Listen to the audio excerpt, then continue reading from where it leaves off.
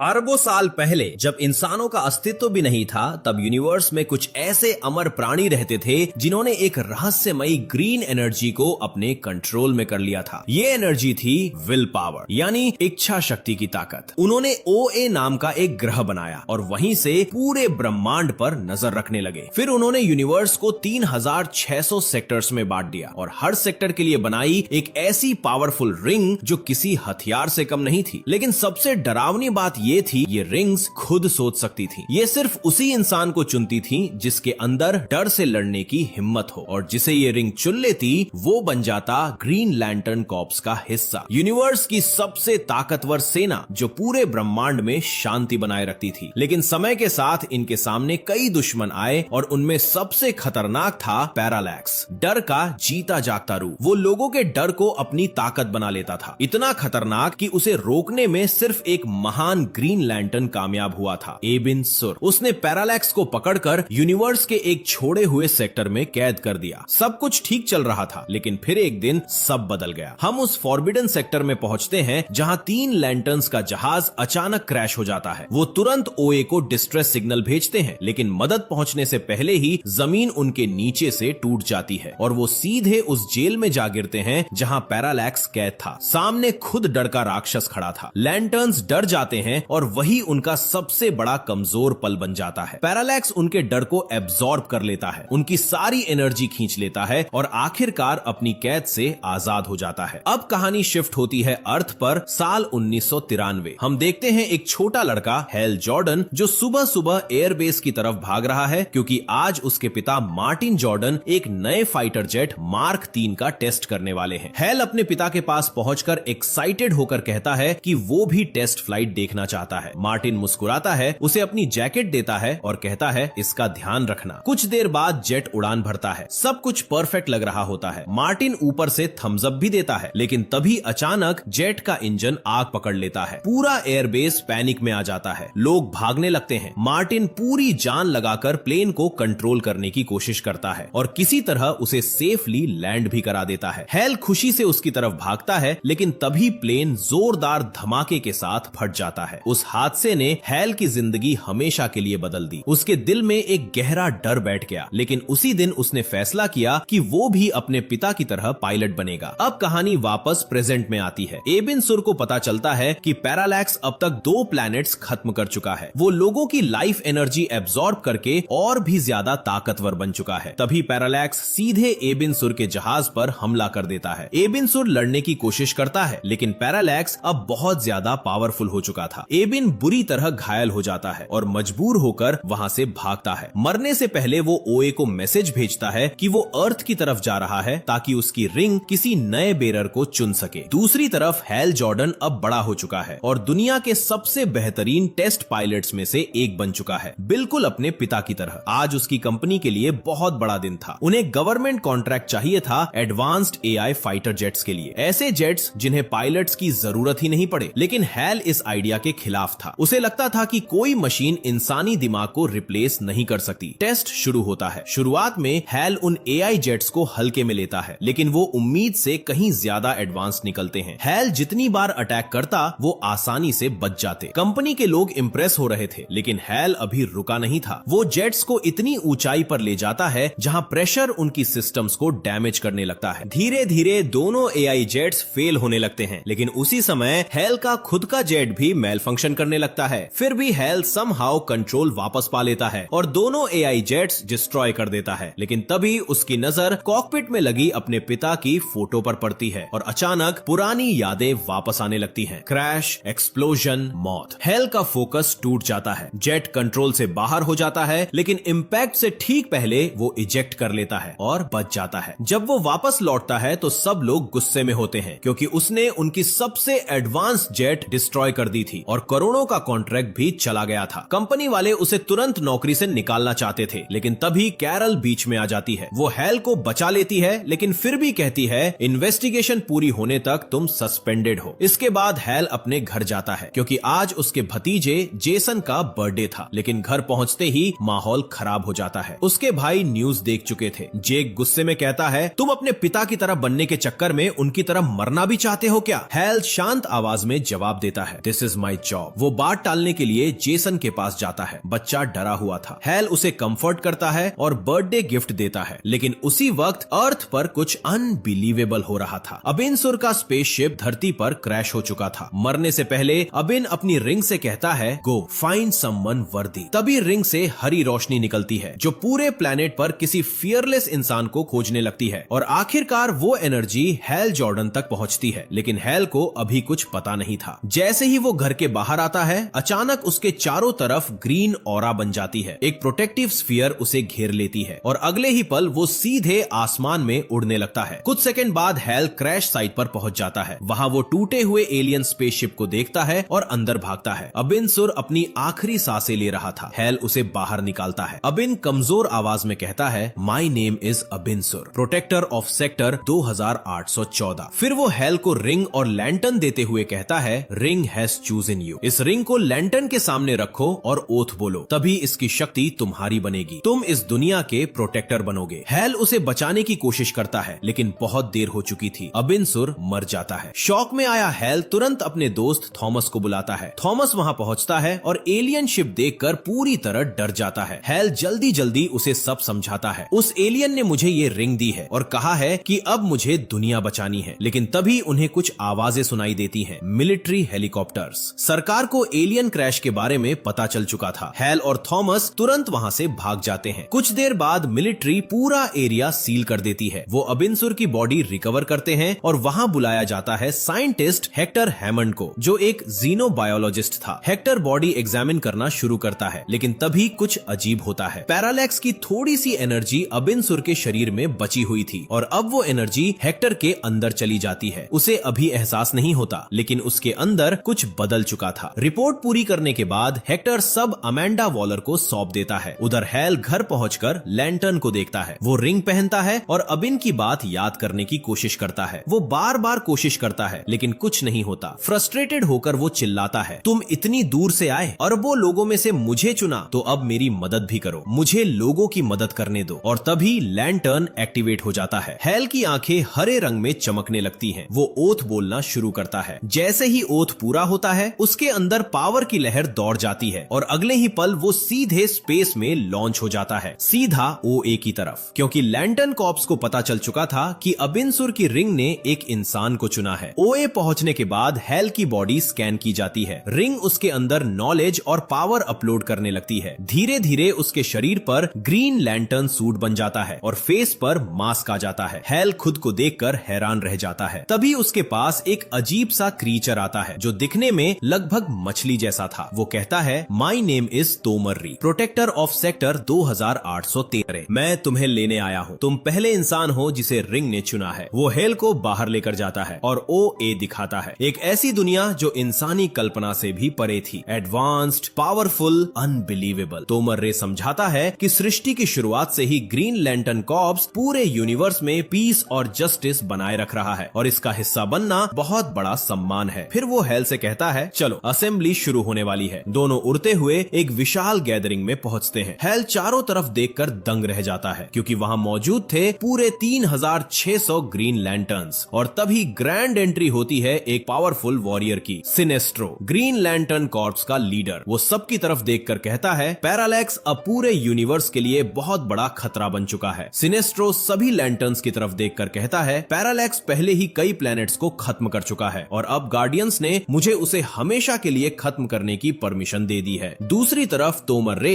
Hell की training शुरू करता है। वो उसे समझाता है कि ग्रीन लैंटर्न की असली ताकत सिर्फ रिंग नहीं बल्कि विल पावर होती है। अगर तुम्हारा फोकस मजबूत हो तो तुम अपनी इमेजिनेशन से कुछ भी रियल बना सकते हो। फिर वो हैल से कोशिश करने के लिए कहता है। हैल ध्यान लगाता है और अचानक उसके आसपास अलग अलग ग्रीन कंस्ट्रक्ट्स बनने लगते हैं, कहीं एनर्जी शील्ड्स, कहीं हथियार, कहीं ग्लोइंग शेप्स। तभी वहां किलोवॉग आ जाता है। वो भारी आवाज में कहता है, अब मैं तुम्हें लड़ना सिखाऊंगा, और बिना वार्निंग दिए वो सीधे हैल पर हमला कर देता है। हैल तुरंत अपनी इमेजिनेशन से शील्ड्स और एनर्जी कंस्ट्रक्ट्स बनाकर उसके अटैक्स रोकने लगता है, लेकिन किलोवॉग एक जोरदार पंच मारता है और हैल दूर जा गिरता है। इसके बाद किलोवॉग ट्रेनिंग को और डेंजरस बना देता है। वो एक स्टार जैसी ग्रेविटी क्रिएट करता है जो सूरज की ताकत जैसी थी। हैल उस ग्रेविटी में खिंचने लगता है। किलोवॉग चिल्लाकर कहता है, सूरज की ग्रेविटी तुम्हें कुचल देगी, जितने बड़े बनोगे उतनी जल्दी मरोगे। तभी अचानक सिनेस्ट्रो वहां आ जाता है। वो हेल की तरफ देखकर कहता है, एक कमजोर सोल्जर पूरे कॉर्प्स को कमजोर बना देता है और मुझे कमजोरी से नफरत है। इसके बाद दोनों के बीच फाइट शुरू हो जाती है। हेल पूरी कोशिश करता है लेकिन सिनेस्ट्रो उससे कई गुना ज्यादा पावरफुल था। हेल जितनी बार हमला करता उतनी ही बुरी तरह हार जाता। आखिर में सिनेस्ट्रो रुकता है और कहता है, तुम डरे हुए हो, और डर विल पावर को कमजोर कर देता है। फिर वो हेल पर बेरहमी से हमला करते हुए कहता है, अबीनसुर एक महान वॉरियर था और तुम्हारा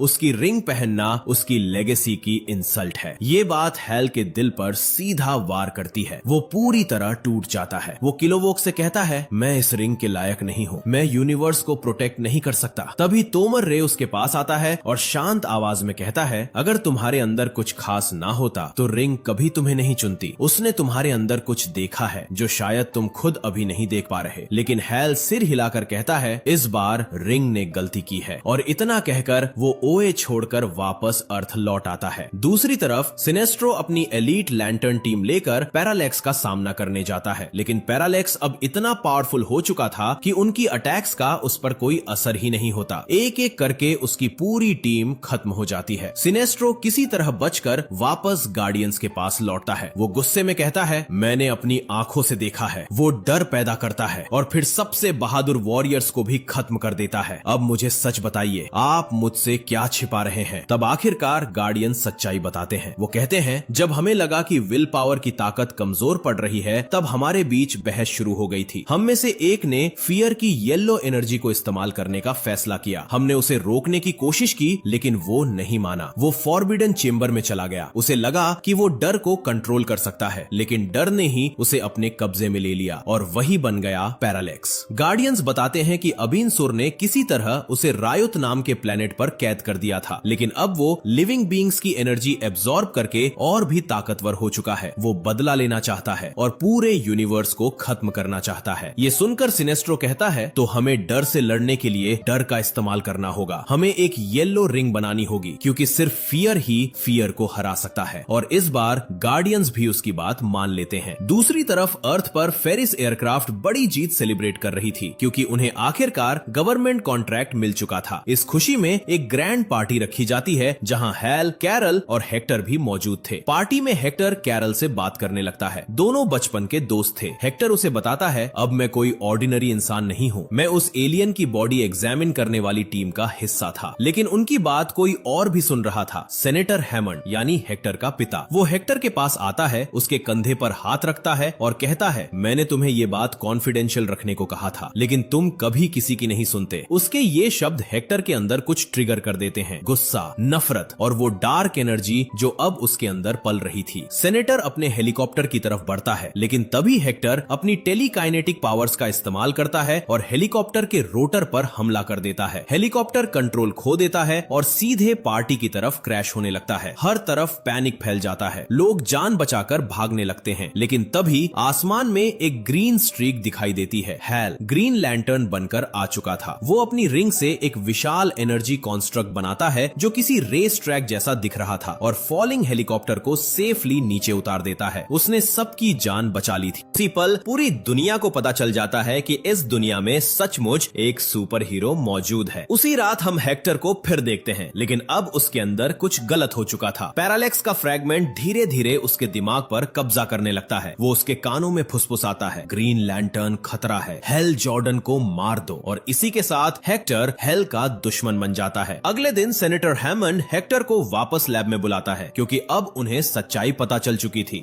हेक्टर पैरालेक्स एनर्जी से इन्फेक्टेड हो चुका था। उसका पिता उसे शांत करने की कोशिश करता है और कहता है, हम तुम्हें ठीक कर सकते हैं, हम तुम्हारी मदद करेंगे। लेकिन हेक्टर ठीक नहीं होना चाहता था। उसे अपनी नई ताकत पसंद आने लगी थी। अचानक वो अपने ही पिता पर हमला कर देता है। डॉक्टर्स भागकर आते हैं और किसी तरह उसे सिडेट कर देते हैं। लेकिन जब हेक्टर होश में आता है तो वो खुद को बंधा हुआ पाता है। साइंटिस्ट उस पर एक्सपेरिमेंट्स शुरू करते हैं लेकिन तभी हेक्टर अपना कंट्रोल खो देता है। वो अपनी टेलीकाइनेटिक पावर से खुद को आजाद कर लेता है और लैब में मौजूद हर इंसान पर हमला कर देता है। वो अपने पिता को भी एक टेबल से बांध देता है क्योंकि अब वो उसे भी दुश्मन समझने लगा था। सिक्योरिटी गार्ड्स उसे रोकने की कोशिश करते हैं लेकिन हेक्टर उन सबको मार देता है। तभी वहां हेल पहुंचता है। हेक्टर तुरंत उस पर हमला कर देता है। हेल अपनी अपनी कंस्ट्रक्ट से लड़ने की कोशिश करता है, अटैक्स डॉज करता है, लेकिन हेक्टर बहुत ज्यादा पावरफुल हो चुका था। हैल बुरी तरह घायल होकर जमीन पर गिर जाता है। हेक्टर उसकी तरफ बढ़ते हुए कहता है, अब मुझे कोई नहीं रोक सकता, और फिर वो कुछ ऐसा करता है जिसकी किसी ने कल्पना भी नहीं की थी। वो अपने ही पिता को जिंदा जला देता है। हैल उसे बचाने की कोशिश करता है, लेकिन बहुत देर हो चुकी थी। मजबूर होकर हैल अपनी रिंग हेक्टर के सिर से टच करता है और उसी पल उसका कनेक्शन सीधे पैरालेक्स से जुड़ जाता है। पैरालेक्स की आवाज गूंजती है, तुम अबिनसुर की रिंग पहनते हो, उसी वॉरियर की जिसने मुझे कैद किया था। तुम मरोगे, लेकिन उससे पहले मैं तुम्हारी दुनिया को खत्म कर दूंगा, और जब ऐसा होगा मैं पहले से भी ज्यादा ताकतवर बन जाऊंगा। तभी एक एनर्जी ब्लास्ट हेक्टर को दूर फेंक देती है और हैल को वहां से निकलने का मौका मिल जाता है। दूसरी तरफ ओए पर गार्डियंस आखिरकार एक येलो रिंग बना लेते हैं, डर की ताकत से चलने वाला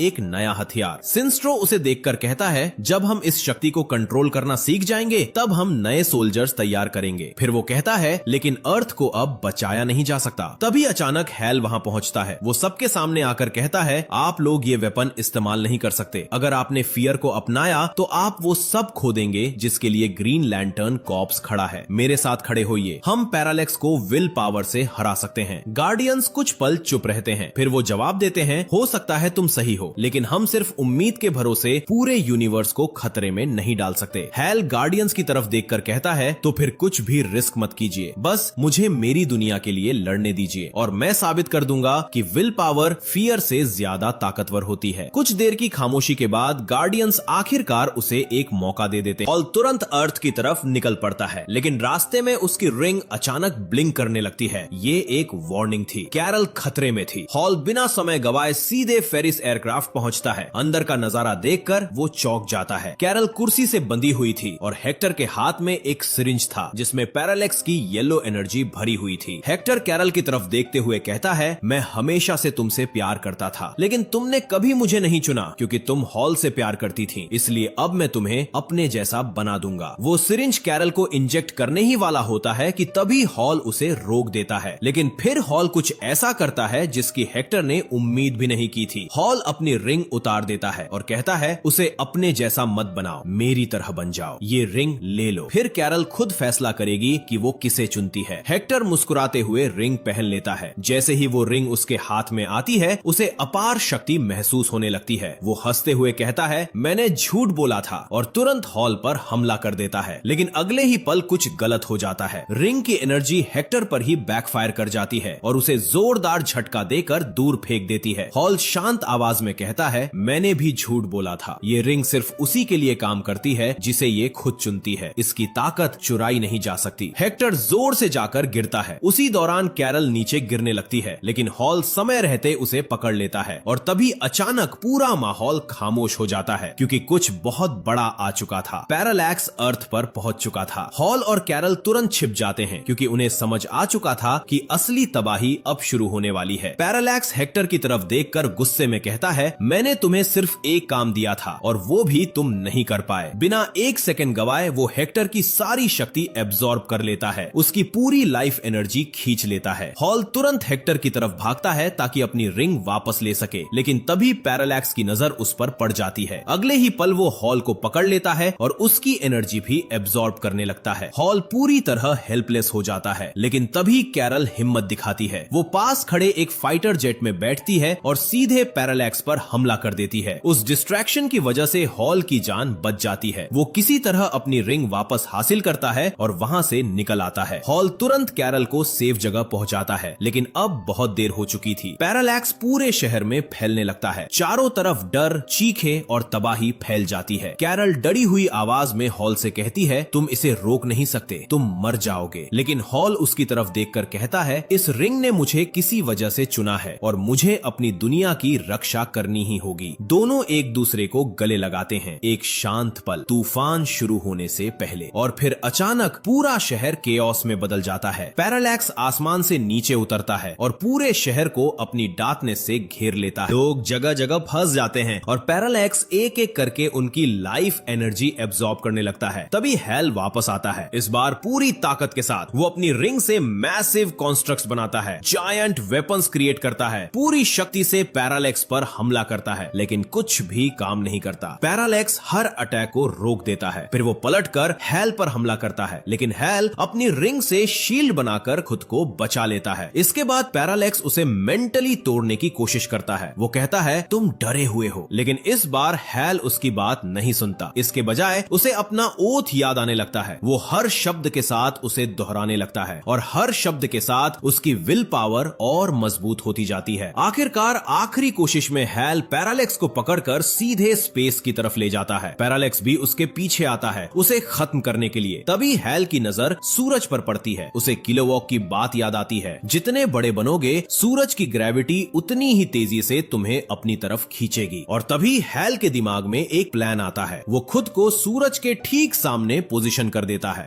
पैरालेक्स पूरी ताकत से उसकी तरफ बढ़ता है। आखिरी सेकंड में हैल अपनी रिंग से एक जेट कॉन्स्ट्रक्ट बनाता है और तेजी से रास्ते से हट जाता है। पैरालेक्स उसे पकड़ने की कोशिश करता है, लेकिन अब बहुत देर हो चुकी थी। हैल जेट को कैंसिल करता है और अपनी पूरी ताकत लगाकर एक आखिरी पंच मारता है। वो पंच पैरालेक्स को सीधे सूरज की तरफ धकेल देता है। अगले ही पल पैरालेक्स आग की लपटों में घिर जाता है और हमेशा के लिए खत्म हो जाता है। लेकिन हैल खुद भी बुरी तरह घायल हो चुका था। अब सूरज की ग्रेविटी उसे भी अपनी तरफ खींचने लगती है। वो धीरे धीरे सूरज की तरफ गिरने लगता है और ऐसा लगता है कि अब उसकी मौत तय है। लेकिन तभी अचानक सिनेस्ट्रो वहां पहुंच जाता है और आखिरी पल में उसकी जान बचा लेता है। कुछ समय बाद हैल को सम्मानित किया जाता है। सभी ग्रीन लैंटर्न्स के सामने सिनेस्ट्रो खड़ा होकर कहता है पैरालेक्स पर हैल जॉर्डन की जीत हमेशा याद रखी जाएगी। उसने हमें याद दिलाया है कि हमें क्यों चुना गया था, बुराई के खिलाफ खड़े होने और पूरे यूनिवर्स की रक्षा करने के लिए। हर तरफ जश्न मनाया जाता है, लेकिन फिर हमें एक पोस्ट क्रेडिट सीन दिखाया जाता है। सिनेस्ट्रो अकेला खड़ा था और उसकी नजर एक पावरफुल चीज पर थी, येलो रिंग। वो धीरे धीरे उसे अपने हाथ में पहनता है और अगले ही पल उसकी आंखें येलो ग्लो करने लगती है। फिल्म यही खत्म होती है। अपनी राय कमेंट्स में जरूर दे। मिलते हैं अगले वीडियो में।